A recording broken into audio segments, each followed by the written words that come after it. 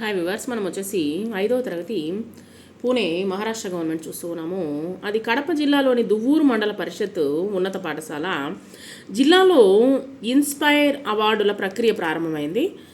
ఈ ప్రక్రియ ముఖ్య ఉద్దేశం ఏంటంటే విద్యార్థులకు డబ్బు ఇచ్చి ఏదైనా ప్రాజెక్టును లేదా నమూనాను తయారు చేసి రూపొందింపచేసి భావి శాస్త్రవేత్తలుగా ఎదగడానికి స్ఫూర్తిని కలిగించడాన్ని ఇది కేంద్ర ప్రభుత్వము ప్రవేశపెట్టినటువంటి ఒక పథకం అనమాట. అవార్డుకు పాఠశాల నుండి ఒక అమ్మాయి ఒక అబ్బాయి దరఖాస్తు పెట్టుకోవాల్సి ఉంటుంది. అవార్డుకు ఎన్నికైనటువంటి విద్యార్థులకు 5,000 రూపాయలు డబ్బు చెక్కు రూపంలో అందుతుంది.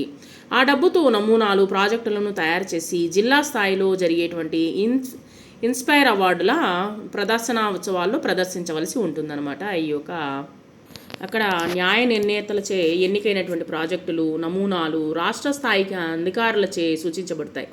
మీలో ఒక అమ్మాయి అబ్బాయి పేర్లు ఇస్తే దరఖాస్తు పూర్తి చేసి పంపిస్తాను అంటూ వివరించారు ప్రధానోపాధ్యాయులు జయరామయ్య గారు.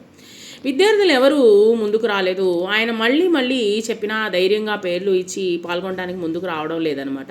భయం అనమాట అందరికీ. అప్పుడు జయరామయ్య గారు ఇలా చెప్పారు. మీరు న్యూటన్ మహాశయుడు గురించి విని ఉంటారు. ఆయన ఒకరోజు చెట్టు కింద కూర్చొని ఉండగా ఆకాశం అనేది కాయ రూపంలో చెట్టు మీద నుండి భూమి మీద పడింది. వెంటనే ఆయనకు ఒక మంచి ఆలోచన వచ్చింది. కాయ చెట్టు మీద నుండి భూమి మీదనే ఎందుకు పడాలి, ఆకాశం వైపు పైకి ఎందుకు పోకూడదు అని ఆలోచించాడు అనమాట.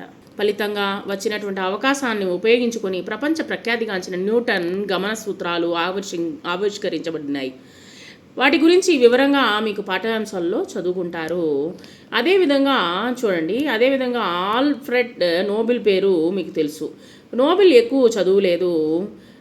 నోబెల్ అనేటువంటి ఎక్కువ చదువుకోలేదు. చిన్నతనంలో తన తండ్రి నడిపేటువంటి ఫ్యాక్టరీనే పనిచేసేవాడు అనమాట. ప్రతిదీ పరిశీలించే తత్వం అనేటువంటి కలిగినటువంటి వాడనమాట. ఒకరోజు ఏమైందంటే ఫ్యాక్టరీకి పోవడం ఆలస్యమైంది. అంతకుముందే ఆయన తమ్ముడు ఫ్యాక్టరీకి వెళ్ళి ఉన్నాడు. దురదృష్టవశాత్తు పేలుడు జరిగి ఫ్యాక్టరీ పేలిపోయింది. నోబెల్ వెళ్ళే లోపలే ఈ సంఘటనలు జరిగింది. నోబెల్ తమ్ముని మరణానికి చింతించాడు. ఫ్యాక్టరీ పేలిపోయిందని ఆధైర్యపడలేదు. పేలుడు కారణాన్ని అన్వేషించాడు. ఎందుకు పేలిందో అనేటువంటిది వెతకడం మొదలుపెట్టాడు. చివరకు ఆ అన్వేషణ ద్వారా డైనమైట్ అనేటువంటిది కనుక్కున్నాడు. పేలుడు ద్వారా ఆయనకు అన్వేషించినటువంటి అవకాశం అనేటువంటిది వచ్చింది. నోబెల్ చనిపోయాక ఆయన పేరు మీదుగా నోబెల్ బహుమతి వర్ధంతి అయినటువంటి డిసెంబర్ 10వ తేదీన శాంతి, సాహిత్యము, భౌతిక రసాయన శాస్త్రాలు, వైద్య శాస్త్రము, ఆర్థిక శాస్త్రము మొదలగు రంగాల్లో నోబెల్ బహుమతులు ఇస్తూ ఉన్నారు. ఈ బహుమతి విలువ సుమారు 13.5 లక్షల అమెరికన్ డాలర్లు అనమాట. సో ఈ విధంగా ఒక్కొక్కరిని పిల్లలు యొక్క తెలివితేటల్ని పెంపొందింపచేసి ఏ విధంగా శాస్త్రవేత్తలుగా తయారు చేయడానికి కోసంగా ఈ యొక్క బహుమతులు అనేటువంటిది ఇస్తూ ఉన్నారు. కాబట్టి న్యూటన్, నోబెల్ లాంటి వారి అవకాశాలను ఆలోచనలను ఉపయోగించుకోవడం వల్లనే ఈ స్థాయికి చేరుకున్నారు. అవకాశం అనేది ఎప్పుడూ రాదు, వచ్చినప్పుడు అందుకోవాలి అన్నారు ప్రధానోపాధ్యాయులు. ఆయన మాటలు ప్రేరేపణతో నేను అంటూ విద్యార్థుల నమూనా ప్రాజెక్టు ఆవిష్కరణలో పాల్గొనడానికి ముందుకు వచ్చారు.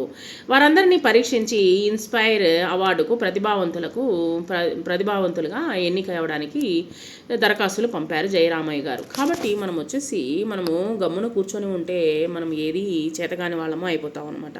మన వల్ల చేతనైనంత మనకు తెలిసినటువంటి విషయాలను మనము